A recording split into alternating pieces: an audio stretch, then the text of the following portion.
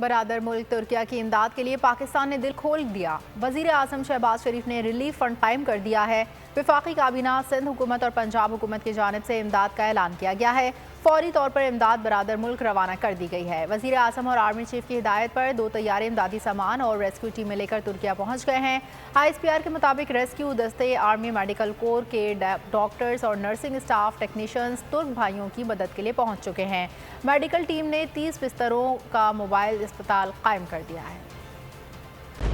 खूने नाहक बहुत पी चुकी ये जमीन, अब कोई दिन में ये खून उगलने को है। खत्म हो जाएगी ये तमाशागरी, वक्त पलटेगा रोजे जजा की तरह। ये जो पेशावर में ताजा लहू है बहा, एक क़यामत करेगा फलक पर बपा।